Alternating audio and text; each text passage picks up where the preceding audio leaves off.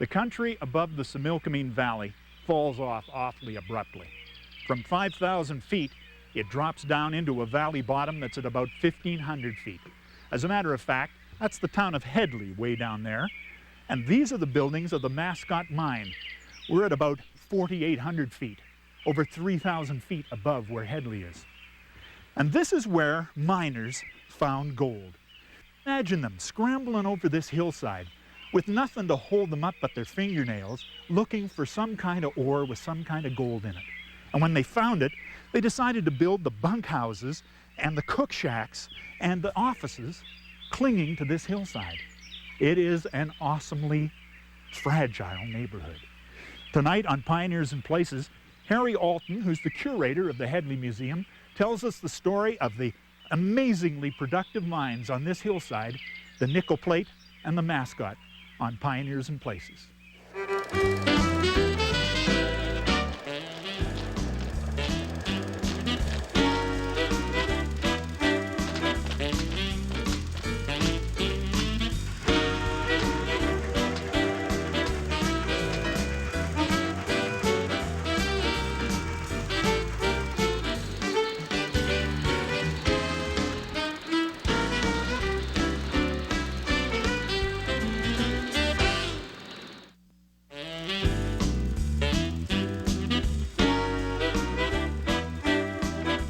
Welcome to Pioneers and Places. Mike Roberts with our guest storyteller for today, Harry Alton. He's the curator of the Headley Museum in beautiful downtown Headley, a place which, as a result of the Okanagan Connector and the Coquihalla, people are not traveling past as much anymore, but I highly recommend a trip there.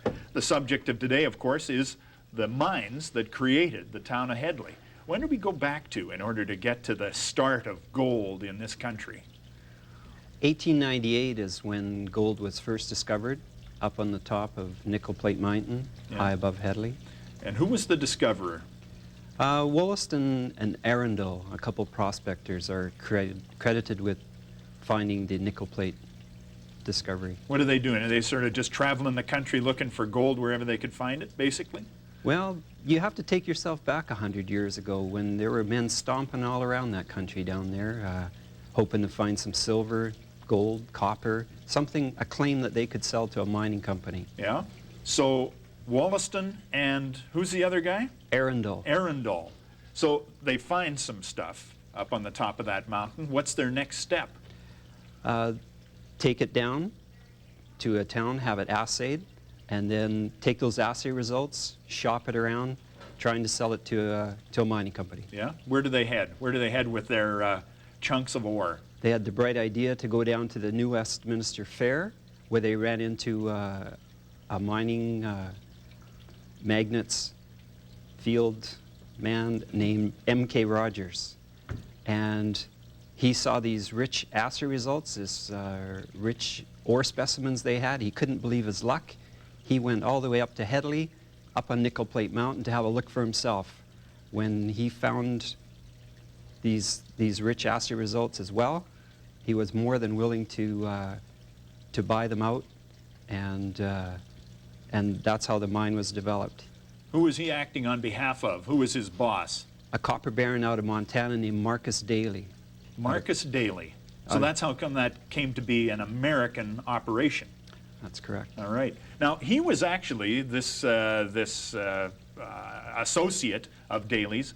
He was sort of lingering in Vancouver, held up by bad weather or something. It was actually a stroke of luck that he got together with these two and their ore. That's correct. He was on his way up to Alaska to check out some mining prospects up there when he chanced into the New Westminster Fair. What was Daly's reaction when he discovered that we had a lot of gold in this country? He invested a lot of money up on the mountain. His company built the longest tramway in the world, a huge concentrator down in Headley, state-of-the-art concentrator, plus the mine itself way up on the mountain. Now, we're talking here 1904, right? That's when he's building this operation? The mining began in 1904. Yeah. So all of this huge installation had to be built before there was any railway into this country. Everything had to be brought in by horse and wagon. That's correct. That is a huge building project right there. What did he put in place? There was a stamp mill necessary for processing the ore as much as possible in Headley. It crushed the ore, it washed it, and then this concentrate was then shipped to the smelter. Yeah. And that was the mill that was in operation. That's what, all that you see now are these concrete and stone foundations, but that's where the mill was.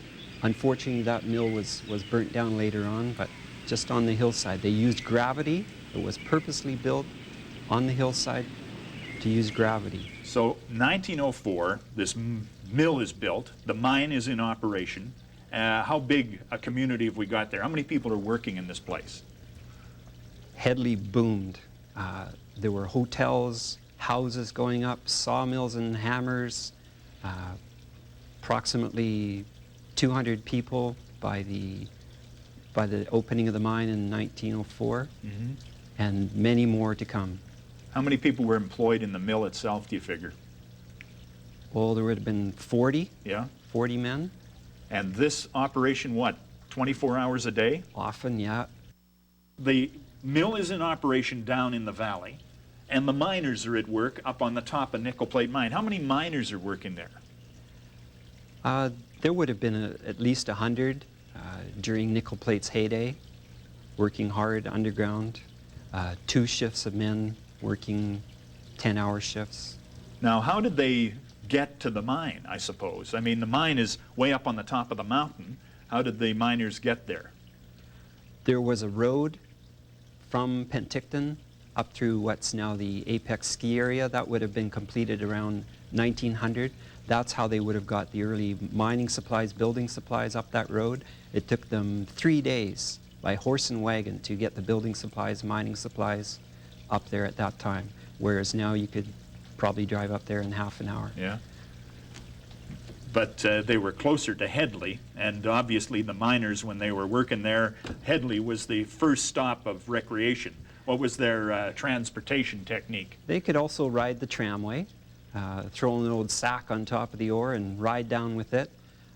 That tramway had 2 sections to it, fairly level electric system, and then a cable braking system, taking the ore cars down the very steep tram line, down to the crushing mill, where they'd be able to jump off and walk down a walkway into bustling downtown Headley. Did the mining company have any particular opinion about the use of the tramway for these transportation purposes? Well, they realized it was the quickest way down. You had to sign a little waiver in case there was something went wrong with the tramway, but very few times did this ever happen. Yeah. They had another technique too. It was called riding the broom. What was that? That was for the rather adventurous. Men wanted to go downtown, perhaps to see their mother-in-law or go to the pub or something. The tram wasn't running like clockwork. They rigged up their own system where they had a broom handle or shovel handle that they would have a seat on. They'd have a clamp that fit over the center rail of the tram line, and they'd use the rubber boots for brakes, and they'd jump on the broom, and away they'd go down the mountain to Headley. Oh my heavens! And did they all come to a stop as planned at the bottom? I mean, any stories associated with disasters there? Only individual disasters. There was people employed to put grease on various parts of the cable system to make sure things ran properly. Yeah. One fellow, his first day on the job, he didn't realize that people rode on these tramways with these brooms. He had some excess grease at the end of his shift. He just scraped it off in the center rail, much to the dismay of the first person coming down on the broom, who, when he hit this grease patch, of course, had absolutely no braking power anymore, burnt out his rubber boots by the time he got to the bottom. But he lived to tell about it. Good heavens. Going to take a break here. Be back in a second, because the miners up top are, of course, chasing seams of gold, and we'll find out about the success they had and how far they took it when we come back after this break. Don't go away.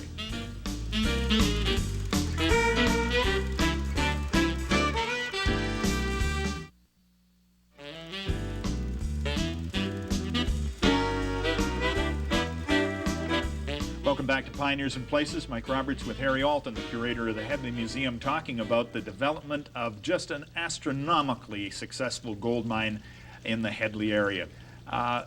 For about how many years before the railway finally got into this area?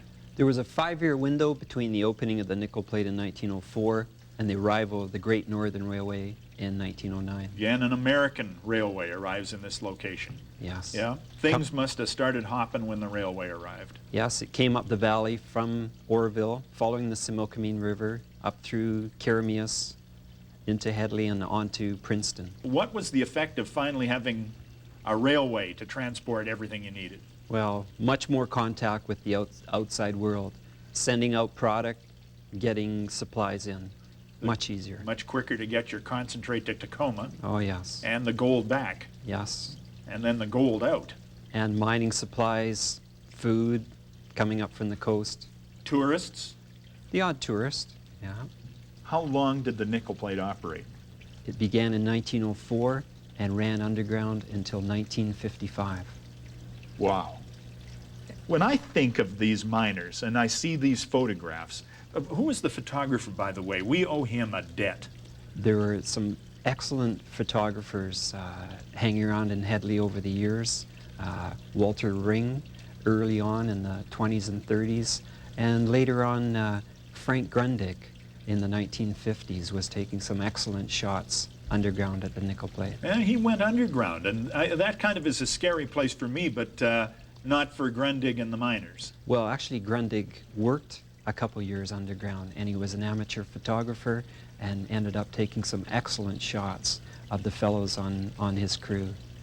All the different jobs they did, the different types of drilling that the different types of drills they used, pushing the ore cars. All of the work. All of the different jobs they did. Was it, I don't know, how safe was it to be a miner in this day and age? Well, this was hard rock mining. You had a little bit of timbering in certain places, but you wouldn't have to worry about methane gas like you would in a coal mine. It wasn't too bad. Yeah? Pretty reasonably safe? This is what the people were looking for, by the way. These are samples of ore from the nickel plate mine.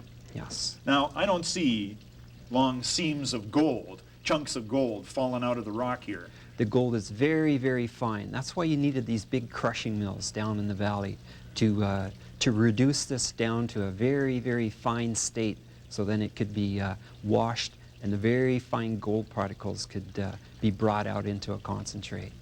Now, underground, what's the process of, did you just chase a seam? The assaying was very important because of the fineness of the gold. So you'd be constantly drilling and blasting, hauling this ore down the mountain to the crushing mill, but the assaying was a very important process because the gold it's not like a coal seam. You couldn't see it.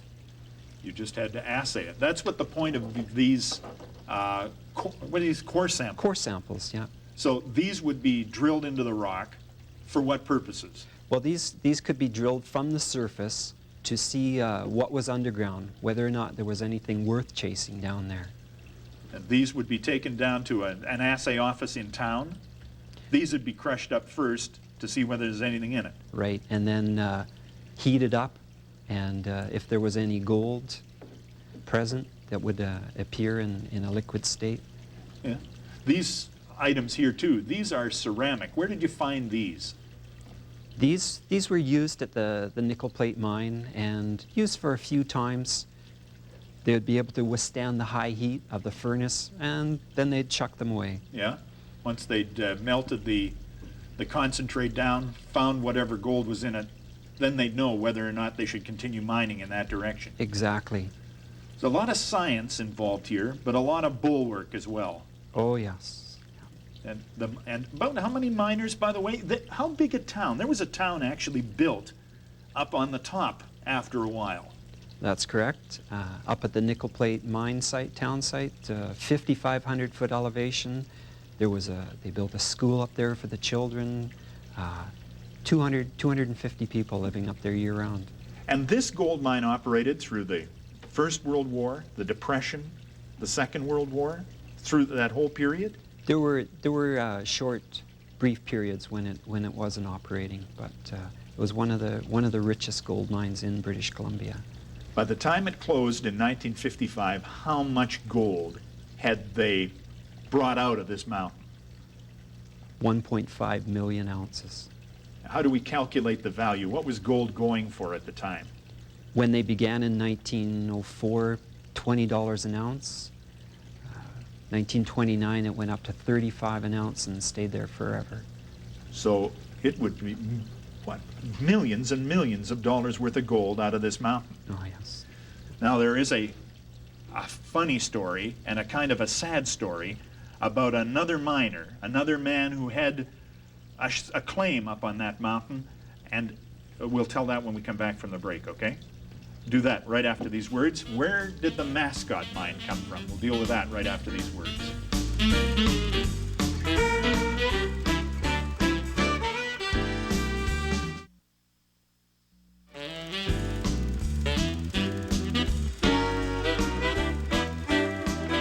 Welcome back to Pioneers and Places. Mike Roberts with Harry Alton talking about the gold in nickel plate in Hedley, in the Hedley area. So we've got the nickel plate mine operating from 1904, but even around that same time, there was another guy who had another claim who thought it was pretty rich. That's right. Who's this guy? That's Dunk Woods. When does he find his claim?